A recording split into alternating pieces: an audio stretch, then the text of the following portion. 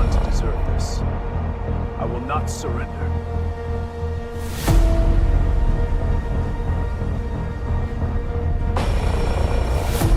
La ciencia dice que los dinosaurios fueron extintos por un asteroide. Pero, ¿y si eso es solo la mitad de la historia? ¿Y si la extinción más famosa de la historia de la Tierra no hubiera sido causada por una roca espacial, sino por el juicio de Dios sobre un ángel? The darkness within me horrors. I will consume those Stanza. La Biblia describe una guerra en el cielo.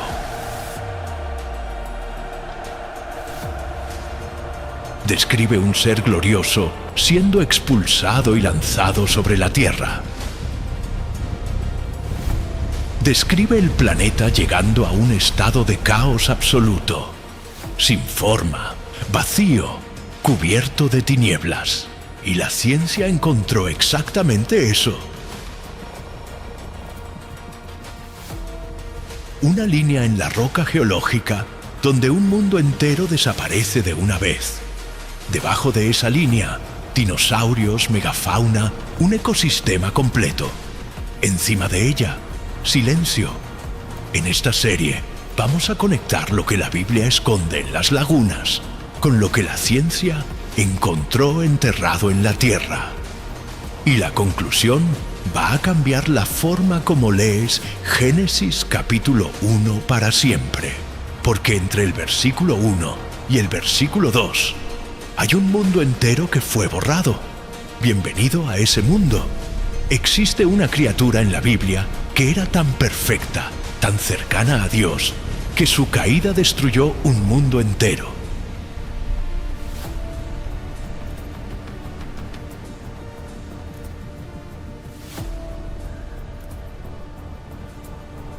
No es el hombre, es el ser que vino antes de él. Y aquí está la primera laguna que casi nadie nota. La mayoría de las personas piensan que la historia comienza en Génesis capítulo 1.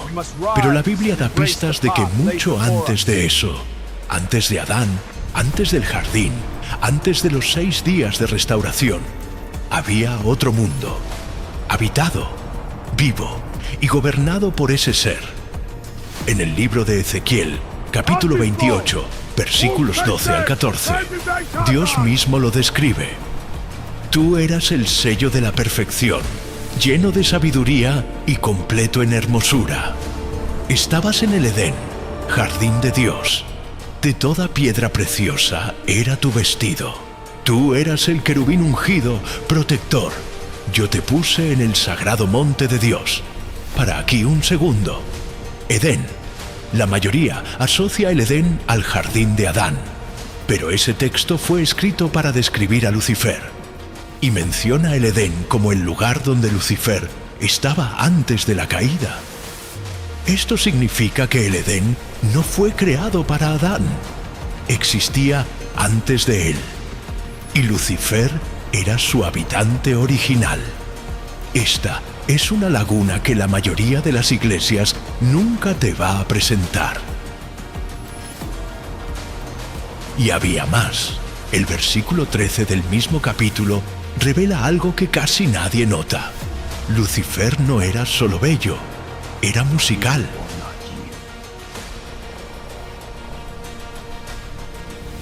La Biblia dice que la obra de tus tamboriles y de tus flautas estaba en ti. No tocaba instrumentos. Él era el instrumento. La adoración salía de él como sonido sale de una flauta. Puede haber sido el regente de toda la adoración cósmica, el ser por el cual la creación entera expresaba alabanza a Dios. Mientras otros ángeles adoraban de lejos, Lucifer estaba en el sagrado monte de Dios. Conocía la voz del Creador de cerca, no de oír hablar, de vivir dentro de esa gloria todos los días de su existencia. Y aquí está la segunda laguna. ¿Cuándo exactamente fue creado Lucifer? La Biblia responde esto en un lugar donde nadie busca. En el libro de Job, capítulo 38, versículos 4 y 7, Dios pregunta a Job: ¿dónde estabas tú cuando eché los cimientos de la tierra? Cuando las estrellas del alba cantaban juntas y todos los hijos de Dios se regocijaban. Estrellas del alba. Ese es el título de Lucifer.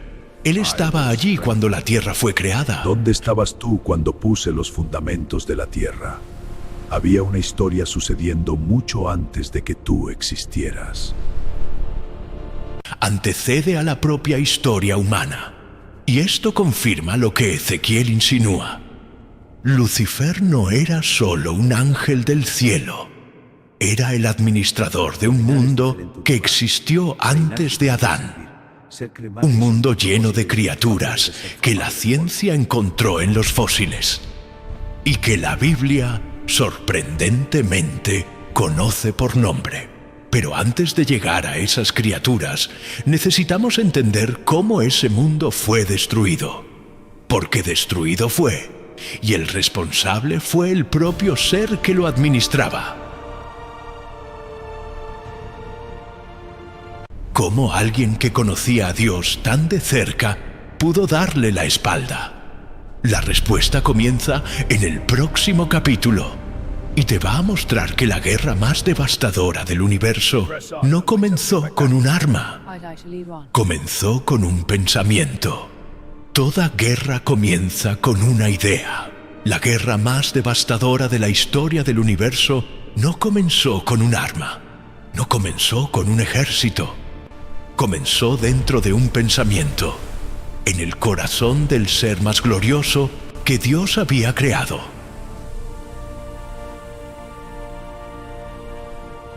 En el libro de Isaías, capítulo 14, versículos 12 al 14, la Biblia registra ese momento con una precisión que eriza la piel. ¿Cómo caíste del cielo, oh estrella de la mañana, hija del alba? Y tú decías en tu corazón: subiré al cielo, seré semejante al Altísimo. 5 palabras: seré semejante al Altísimo. No fue una tentación externa, fue una elección nacida de dentro, en la cámara más íntima del ser, que debería liderar la adoración de toda la creación. El primer pecado del universo no fue un acto, fue un pensamiento. Y ese pensamiento se convirtió en una revolución. En el libro del Apocalipsis, capítulo 12, versículos 7 al 9. Y hubo batalla en el cielo. Miguel y sus ángeles batallaban contra el dragón, y el gran dragón fue expulsado. La antigua serpiente, llamada Diablo y Satanás, fue arrojado a la tierra y sus ángeles fueron arrojados con él. 1/3 de los ángeles, expulsados junto con él. El orgullo de Lucifer fue tan contagioso que arrastró una multitud de seres celestiales al lado equivocado. Pero aquí está la laguna que la mayoría pasa directo. En el Evangelio de Lucas, capítulo 10, versículo 18, Jesús dice algo que para todo. Yo veía a Satanás caer del cielo como un rayo. Esto no es metáfora, esto es memoria. Jesús estaba allí. Vio con los propios ojos el momento exacto de la caída. Y el verbo que usa en el griego original, etheoraun, está en el imperfecto. Significa una acción continua. Yo estaba viendo. Como si Jesús estuviera describiendo una escena que se grabó para siempre. El Creador asistió a la caída de su ser más glorioso en tiempo real. Ahora viene la conexión que nadie hace.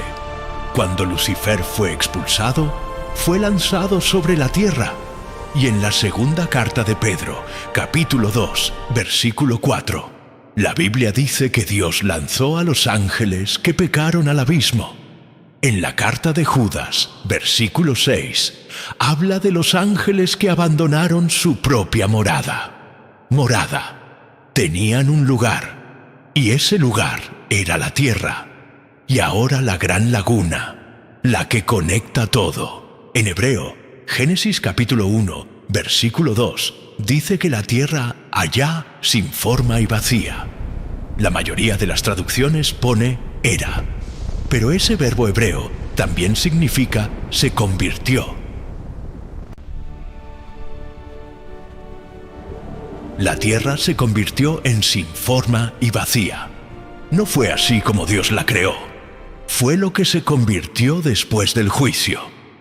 En el libro de Isaías, capítulo 45, versículo 18, Dios confirma: no la creó sin forma, la formó para ser habitada. Entonces, entre Génesis capítulo 1, versículo 1, en el principio, Dios creó los cielos y la tierra, y Génesis capítulo 1, versículo 2, y la tierra era sin forma y vacía.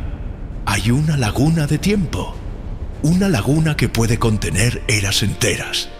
Un mundo que fue creado, habitado, gobernado por Lucifer, destruido por el juicio y entonces restaurado para Adán. En el próximo capítulo vamos a ver qué vivía en ese mundo antes del caos.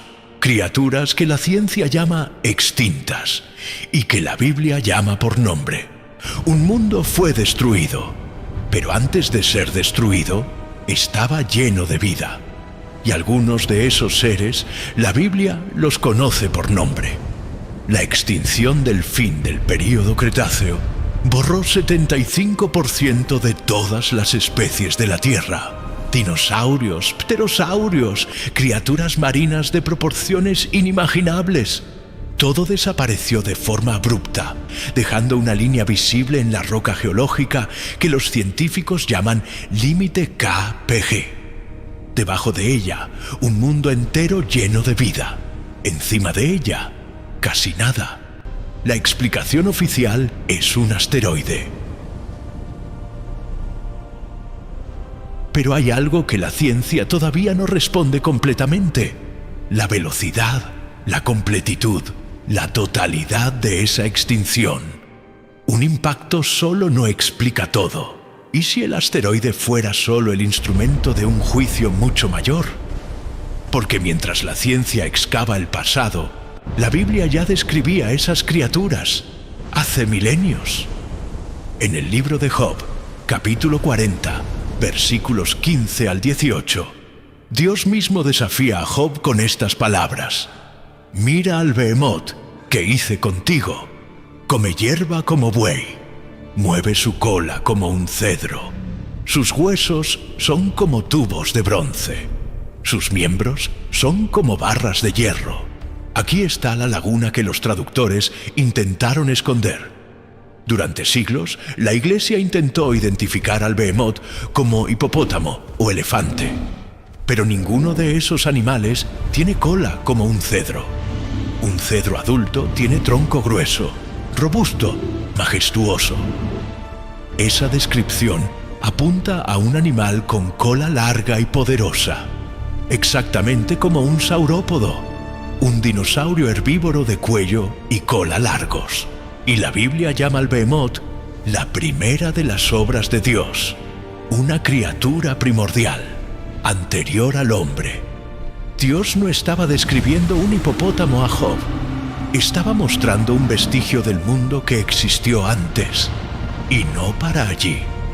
En el capítulo 41 del mismo libro, Dios describe al Leviatán, criatura de las aguas que ningún guerrero consigue domar, cuya piel no puede ser perforada por lanza ni por espada, y de cuya boca salen antorchas de fuego. Siglos antes de Cristo, el texto de Job describía lo que hoy sonaría como un reptil marino prehistórico.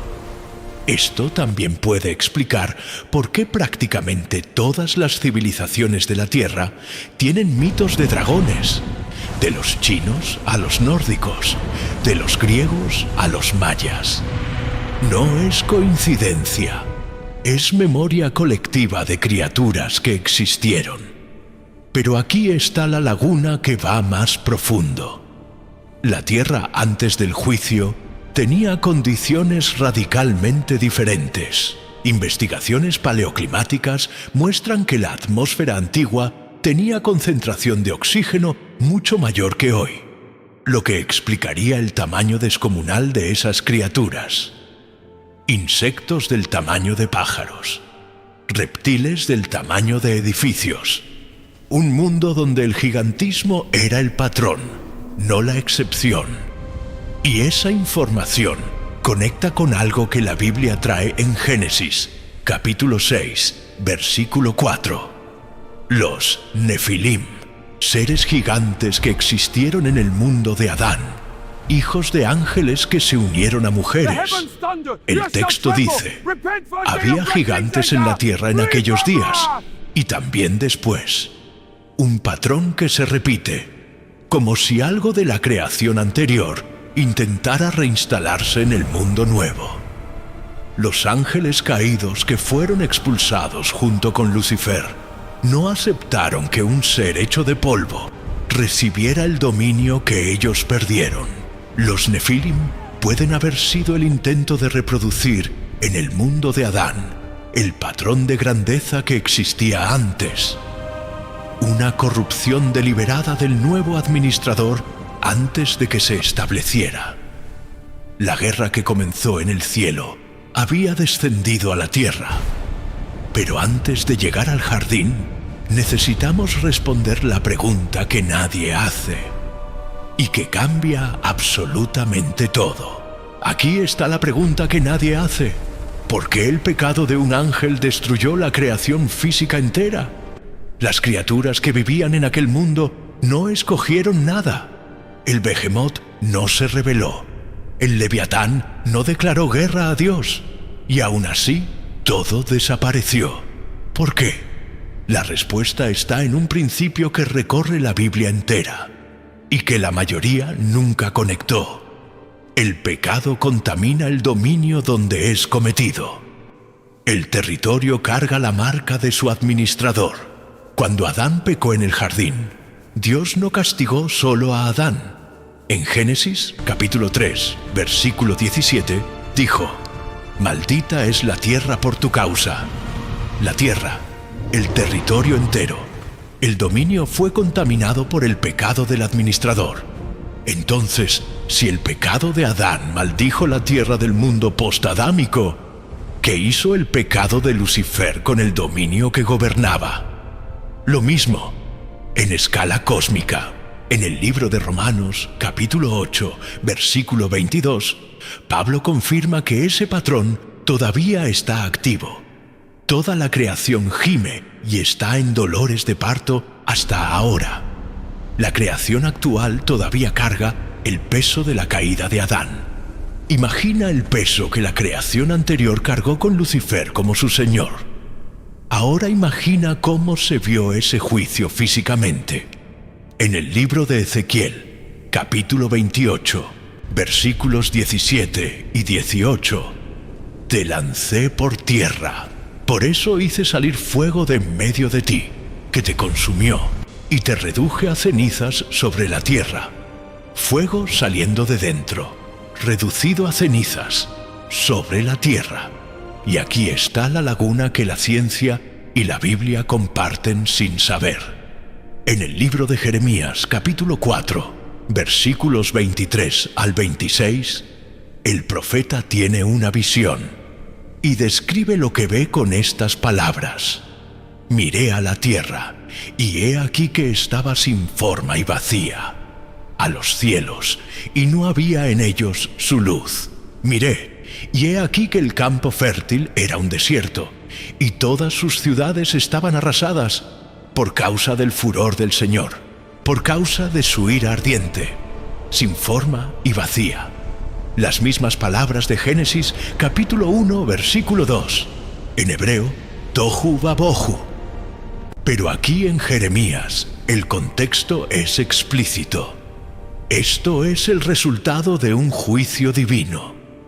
No es una condición original, es una consecuencia. Esto confirma que el caos de Génesis, capítulo 1, versículo 2, no fue el punto de partida de la creación.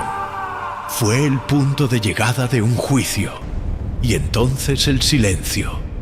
Y la tierra era sin forma y vacía, y había tinieblas sobre la faz del abismo. No es oscuridad común. Es el tipo de oscuridad que resulta de ausencia de luz solar, de un planeta cubierto por cenizas, de un invierno sin fin. Exactamente lo que los científicos llaman invierno de impacto. El juicio había terminado. El mundo estaba sellado. Pero entonces algo se mueve, y el Espíritu de Dios se movía sobre la faz de las aguas. El verbo hebreo usado aquí es el mismo usado para describir un águila que revolotea sobre sus polluelos. No es pasividad, es atención, es cuidado. Es un Dios que mira a un planeta destruido y no se va, se aproxima. Y lo que haría a continuación sería el acto más audaz de toda la historia de la creación. Génesis capítulo 1. No es la historia de un Dios que crea de cero, es la historia de un Dios que reconstruye. Cada uno de los 6 días es Dios deshaciendo el caos del juicio, capa por capa. Separa las tinieblas de la luz, separa las aguas, hace aparecer la tierra seca, puebla el mar, el aire, la tierra. Es el proceso exacto e inverso de la destrucción. Donde había caos, orden; donde había tinieblas, luz; donde había vacío, vida.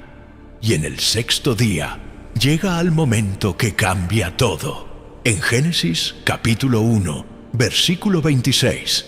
Y dijo Dios: hagamos al hombre a nuestra imagen, conforme a nuestra semejanza, y domine sobre los peces del mar, y sobre las aves de los cielos, y sobre el ganado, y sobre toda la tierra, para en esa palabra, domine. Dios está entregando al hombre el dominio sobre la tierra restaurada, el mismo dominio que Lucifer corrompió.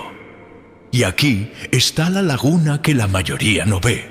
Adán no fue creado para un mundo nuevo, fue colocado en un mundo restaurado. Un mundo que ya tenía historia, que ya había sido habitado, que ya había sido juzgado. Era el nuevo administrador de un territorio con cicatrices. Y aquí está otra laguna enterrada en el texto. El hagamos del versículo 26 nunca fue explicado completamente. ¿Quién es ese nosotros? La tradición cristiana apunta a la Trinidad, pero hay algo más profundo sucediendo en ese momento. Por primera vez en toda la narrativa de la creación, Dios no simplemente habla algo a la existencia, delibera, consulta, como si la creación del hombre fuera un acto de peso diferente de todo lo que vino antes, porque lo era. Adán no era solo una criatura más, era la respuesta de Dios a la revuelta que borró una era. Y ahí viene el momento más íntimo de toda la Biblia. En Génesis capítulo 2, versículo 7. Y formó el Señor Dios al hombre del polvo de la tierra, y sopló en su nariz aliento de vida, y el hombre fue hecho alma viviente. Dios no habla a Adán a la existencia como hizo con la luz, con los peces, con las estrellas. Se inclina, forma con las manos, sopla, coloca dentro de un puñado de polvo algo que no existía en ninguna criatura antes. El Nishmat Chayim, el aliento de vida, la marca personal del Creador. Ningún dinosaurio recibió ese soplo, ningún Behemoth, ningún Leviatán, ningún Nefilim.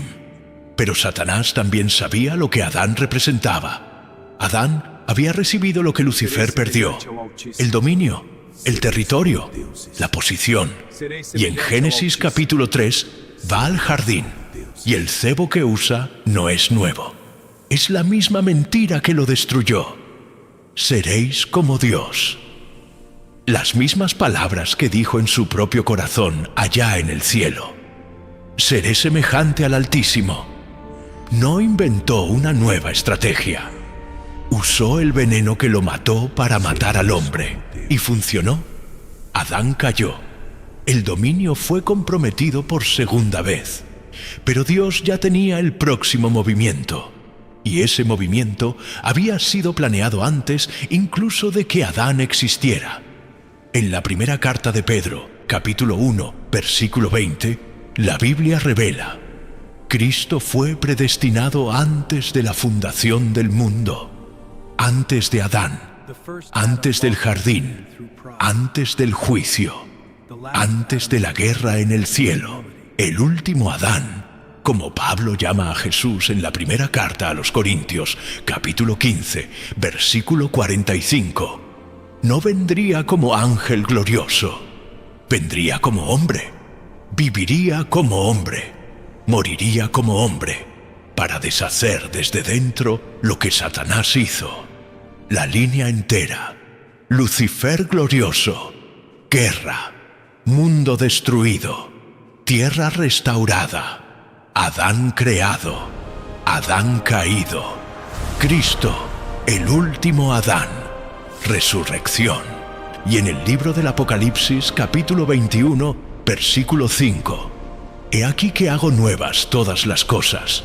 El mismo patrón del inicio al fin: destrucción, juicio, restauración. Y ahora, aquí está lo que todo esto significa para ti. No eres un accidente, eres el ser para quien un mundo entero fue restaurado. El mismo Dios que miró a un planeta destruido, cubierto de tinieblas y silencio, y dijo: hágase la luz. Es el mismo que mira las partes más destruidas de ti, y dice lo mismo.